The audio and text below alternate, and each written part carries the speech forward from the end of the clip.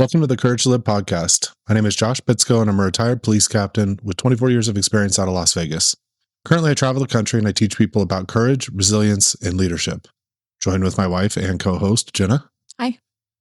And this is the last episode of the season.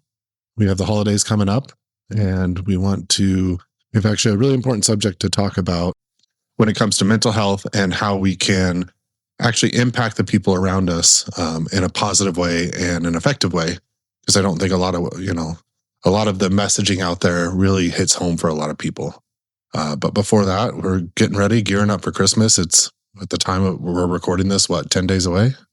10? Is it less than that? Christmas Eve is in a week. Oh, geez. So trying to get the shopping. He's doing great. Yeah, I'm doing great. In my defense, I taught like 6 classes in a week, all over the country. So I'm still a little frazzled from that. Do you know the date today? Like if you had to guess. December 17th. Oh, good job. Did you do the math real quick? No, have you seen me do math quick? Do I ever do math quick?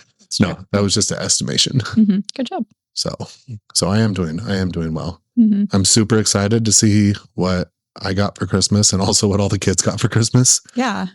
You got them some great things. Yeah, I'll be just as surprised as they are. Yeah, for sure. You've been holding down the Christmas shopping in the house. And although in my defense, again, I did set up 8 Christmas trees in our house. That's true. So many Christmas trees. We even have one in our bedroom. Yes. So, but we like Christmas. We like the holidays. So it's very festive in our house. I just always want it to feel homey and feel like a place when our kids leave that they want to come back to. I don't know if they care about the decorations, but so maybe that's just like wishful thinking in my mind, but I want it to feel homey and cozy and Christmassy, and I don't think 8 trees is excessive. It looks like a beautiful Christmas display when you walk in. Yeah, you literally cannot look anywhere in our house without seeing a Christmas tree at one place or another. It's always in your field of vision. That's true. So it is very Christmassy. And that reminds me, I need to get a storage unit. I just keep adding every year. Yeah, every year. And our garage has no more room. Correct. And we have a 3-car garage. Yeah. So, but that's a good reminder too. Working on the holidays, working constantly, and especially our first responder community, that you have to work during the holiday season. And I mean, crime doesn't stop. Fires don't stop. Medical calls don't stop. Hospitals need to stay open. So many people that we know and love and care about have to work during the holidays. And, I can give you 100 examples for me working during the holidays. Like one that sticks out, I was on what they called a saturation team. This was like in 2003. And it was...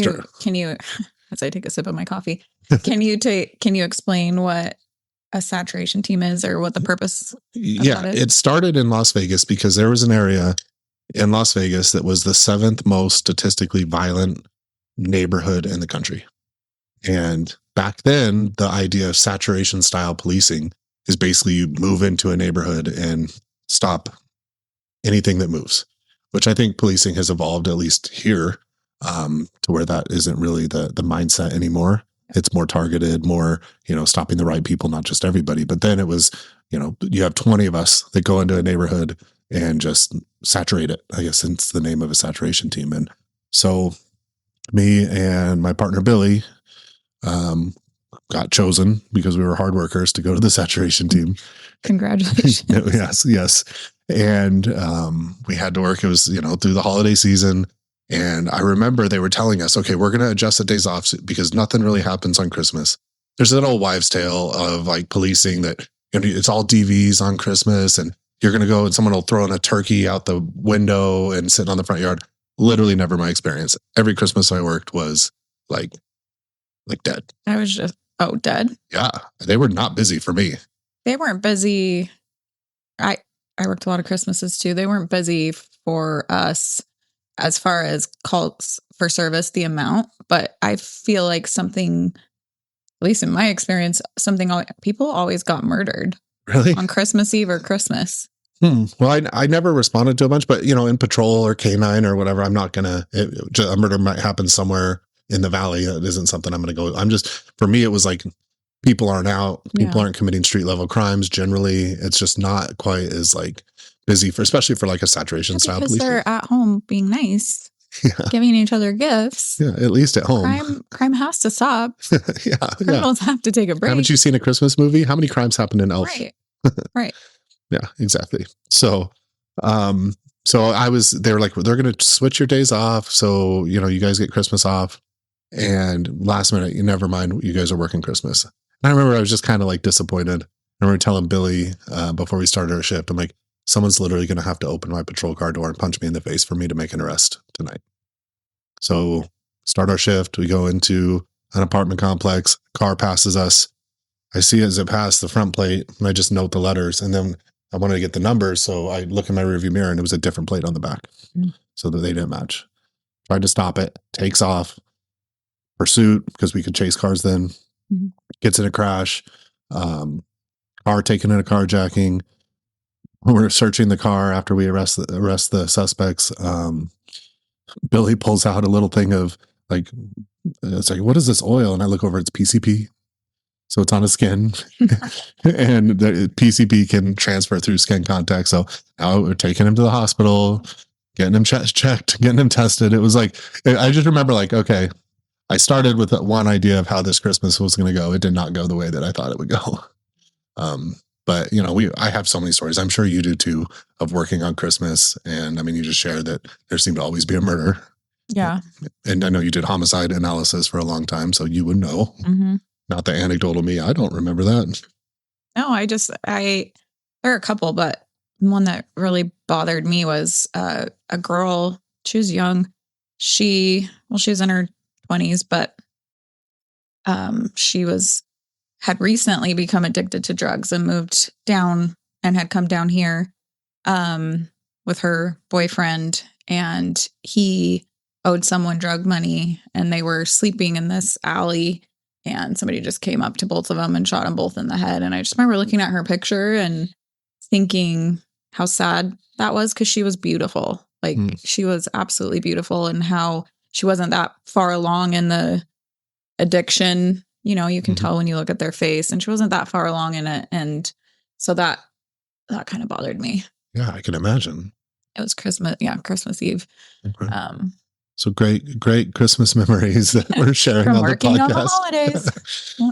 But yeah, I mean, and it's a reality for many like essential workers that have to work on these holidays. And so there's you can't get out of it and you have to work. But then there's also you're trying to avoid like home and going to work. And I know there were times, in my old life, it was easier to work. And I would tell myself, I'm doing this so that other people on my squad with kids can spend time with their kids, even though I had kids. Yeah. Maybe not obviously, we're being real here, but I wanted to avoid that. So I would just work.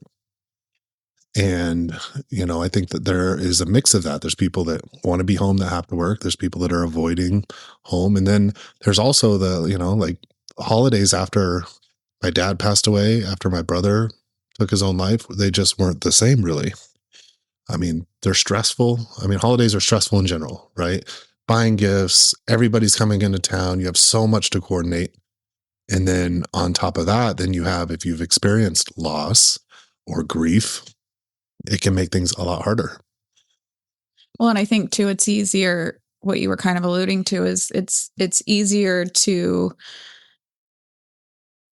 tell yourself that you're not avoiding or being avoidant or not dealing with something if it's covered in altruism, right?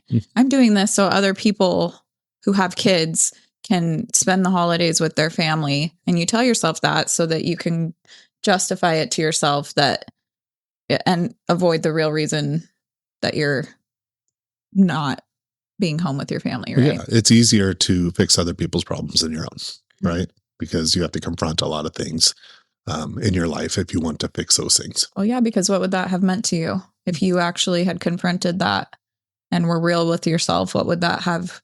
You would have had to stay home, right?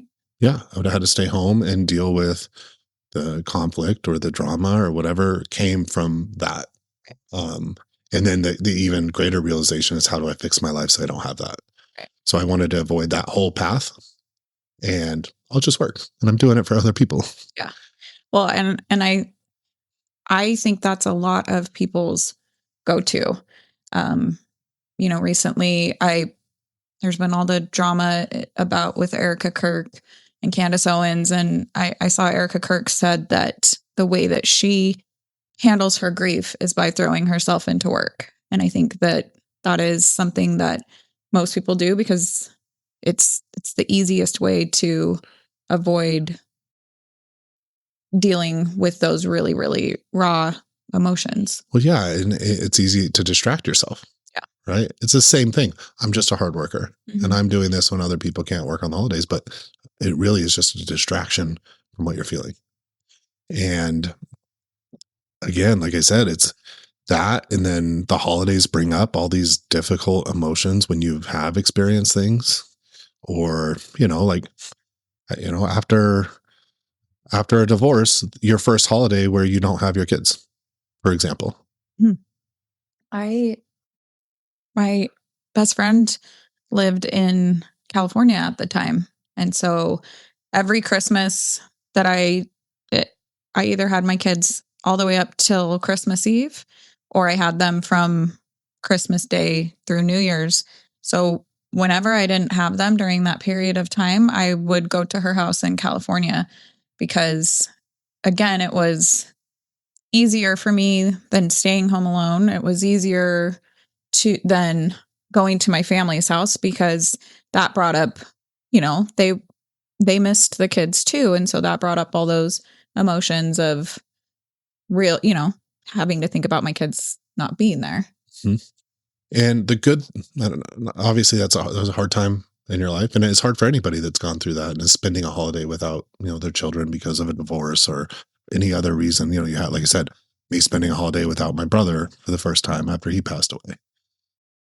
So positive for experiencing those things is, so now you have a friend that is, oh, I just have to work this Christmas, but they just went through a divorce. They just lost a loved one, unexpectedly or expectedly. And now it's like they're avoiding it.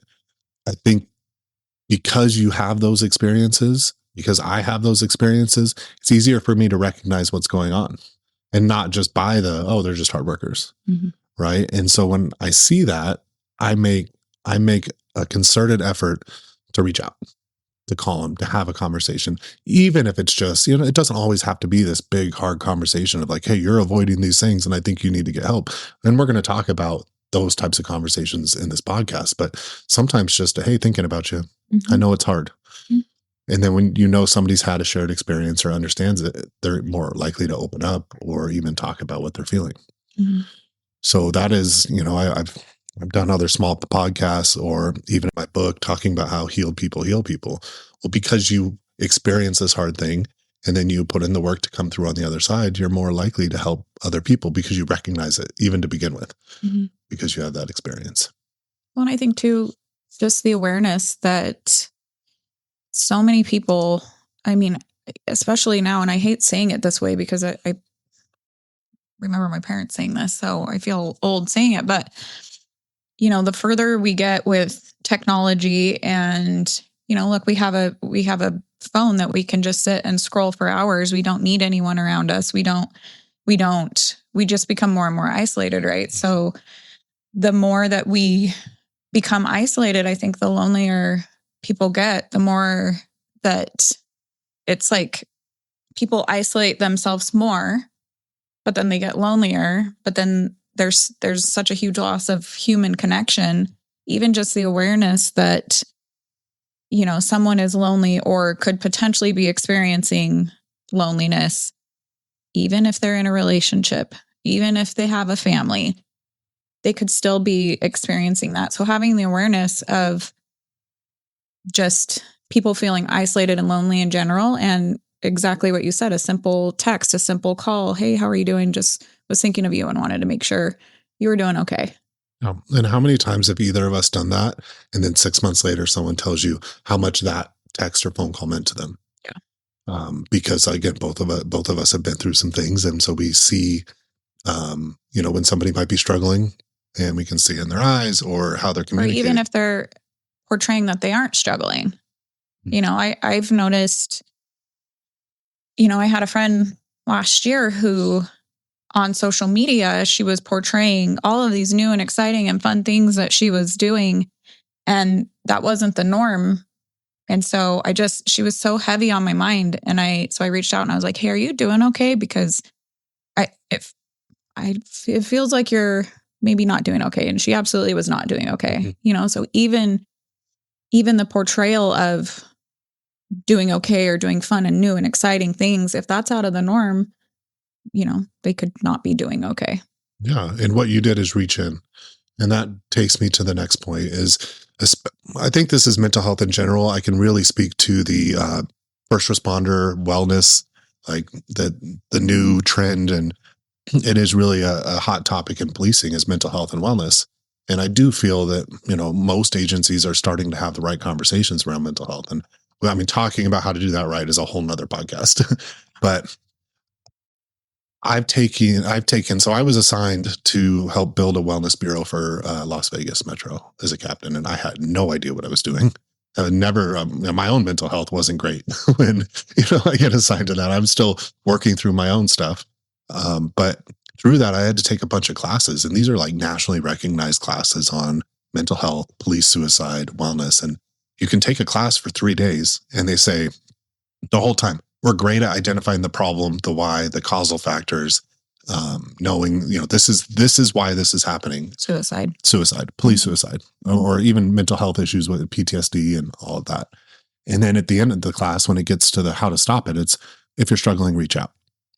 And, I've heard that so much through my career. Like, if you're struggling, you need to reach out. And the problem with that, it's been my experience, most of the people that are going to reach out probably were going to. It wasn't a flyer in the break room that said, if you're struggling with your mental health, reach out, that got them to make that phone call. So what I tell people when I teach my class, if we're waiting for a wellness bureau or a company to come in and create this, mental health product or an app or something like that to fix this, police suicide epidemic, we're going to be waiting a long time. Because there's so many different intricacies to intervening and to having those conversations. So what I tell people is we don't reach out. We don't tell people to reach out. We can reach in. Like, I know when somebody's struggling. I may not be able to articulate it well, but especially as a cop and you have 100 interactions a night with people and you learn and you fine tune these skills to know something's off, then we should be able to do that with our peers and other officers that are struggling, or I can just notice something off. And what I tell people is look for big changes in people. Look for someone that was always really outgoing that now isn't. Somebody that was always really positive at work that's now negative. Somebody that doesn't post much online on social media now is posting a lot of exactly very fun adventures, big hobbies. Changes. And that alone doesn't mean that this person is suicidal, but it can be cause for a conversation. That person that's the golden child is now super bitter, always on time, now late. And I'm just giving examples, but looking for big changes in somebody. And when you see that, that's when you reach in. And it's really hard to do. I teach on courage and I teach on, how to do hard things. And I'll tell you, and I've said this, I've talked to cops that would take a bullet for another cop that they really hate because it's what we do. But to go have a conversation with someone because I know you're struggling, I can tell you're struggling, there's something off. That is scary. That is awkward. You don't want to be wrong. You're afraid you're going to ruin a relationship. Or offend them. Yeah. And have them think that you think they're weak. Correct. Because we have this, front we want to put up. Or there's also, they have that fear that if I open up to you, am I going to, get involuntarily committed, and what impact does that have on my life and family and financials and career and everything like that too. So, and we know this when we go to have this conversation, so it can make it hard to have the conversation at the end of the day. And then, but what I tell people, because I have not had those conversations with people, and then 2 weeks later they took their own life. And I'll tell you that did not feel good for me. And it still bothers you to this day. Yeah, because, you always have those thoughts. Had I reached out, had I reached in, had that conversation, called peer support, called a supervisor, done anything, could it have been stopped? Because when somebody's at their lowest, in 5 years, they may be happier than they've ever been if they put in the work. I don't like saying it's selfish to take your own life and you're affecting all the people around you. I mean, no, do it for yourself. Like, don't get the help and work on yourself because you can find a place where you're happy again. And so there's a lot of guilt because I understand that, having been very low and then was able to come through it. So it's important for me to have those conversations. And the fact that I didn't, it still eats at me. On the flip side, that experience opened me up to now getting past that awkward of having the conversation. Well, And and what is the worst that can happen? yeah, well, in your head, you do catastrophic thinking, right? This person's going to hate me. They're going to think I'm weak. It's probably not going to happen. Yeah. They're probably going to appreciate it. Yeah. Whether they're struggling or not. It's just, I'm not upset because somebody cares about me. I might be a little like, no, I'm fine. Like, if I truly am. But like I said, generally we know.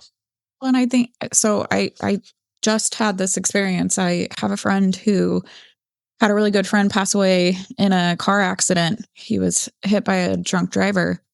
And so she's very close to the family and she's been very much struggling. And, so I was checking on her and I, at one point just said, hey, like, do you feel like you maybe need to go get some help for yourself? And she said, no, I think I'm okay. I'm okay, but I'm not opposed to it if I need to. And mind you, she's read your book. Her and I have had, a conversation about reaching in and all of this like many times.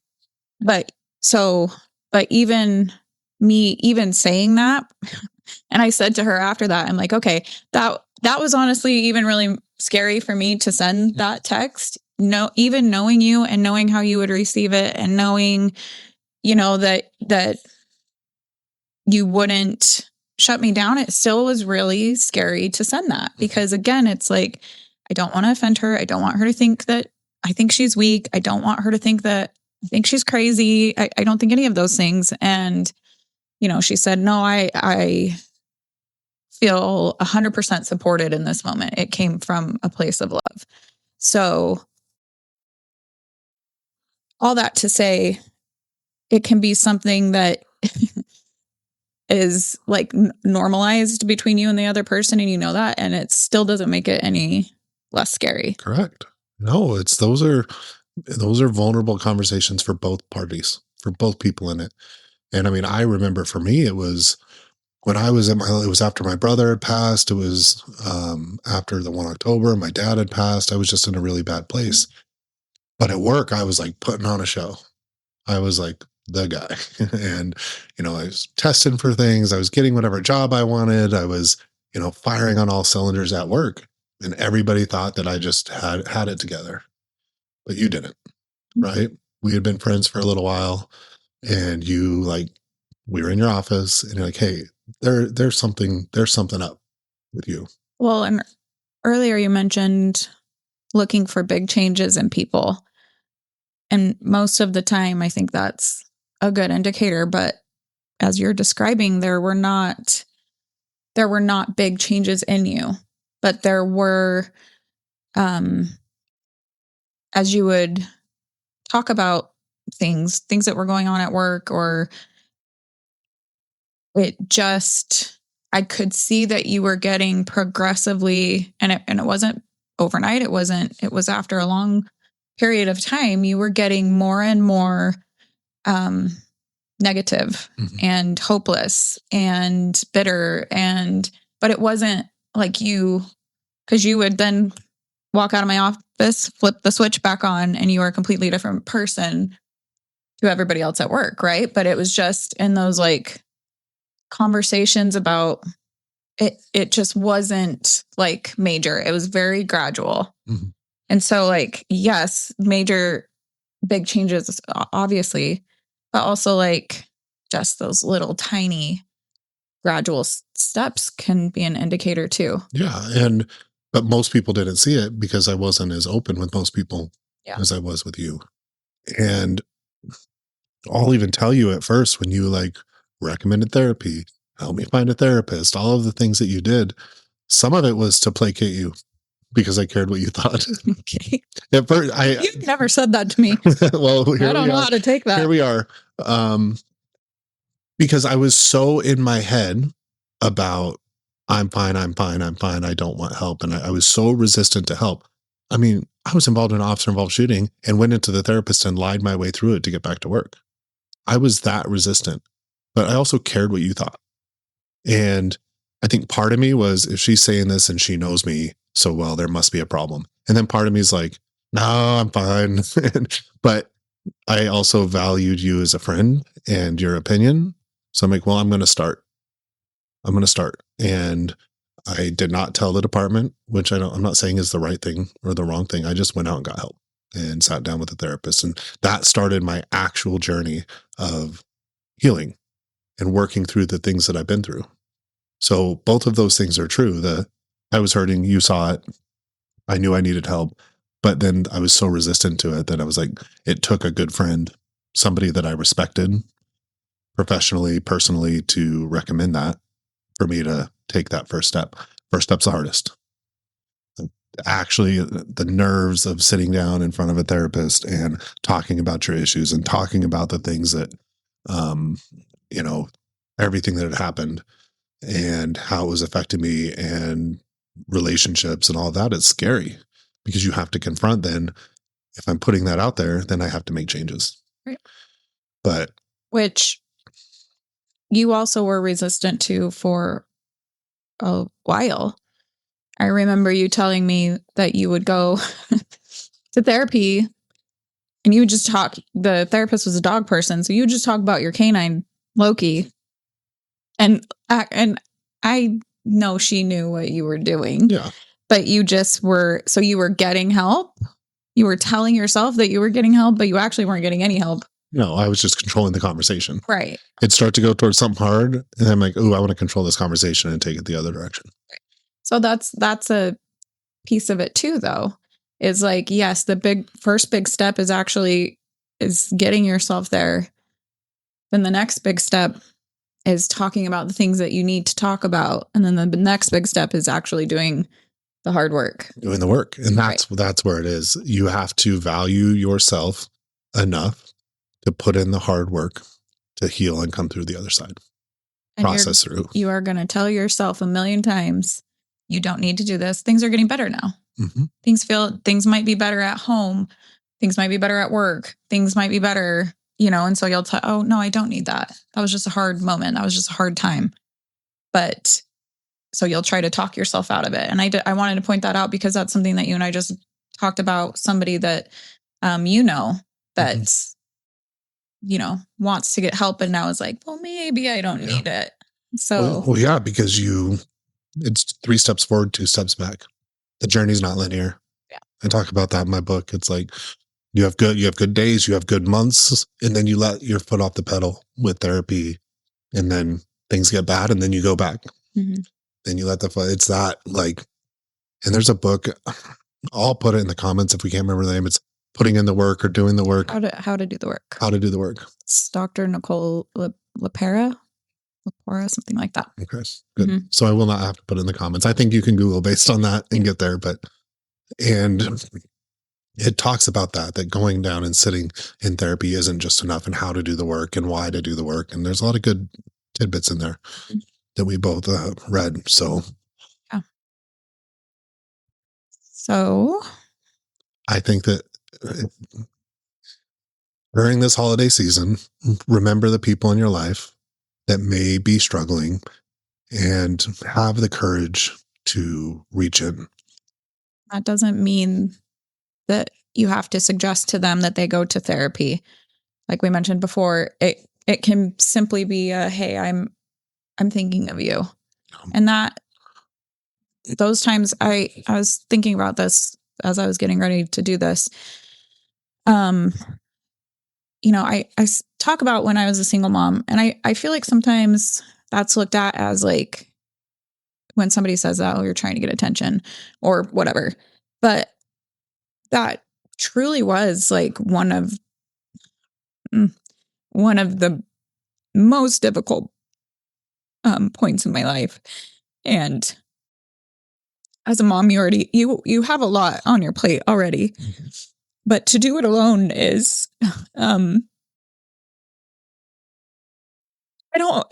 don't wish it on anyone. But it also really made me who I am today. All that to say that, I still remember to this day, I had a friend who she helped me a lot with my kids. And one day she just texted me and she just said, "Hey, I just want you to know that I think you're a great mom and that I really admire that you're doing this all on your own."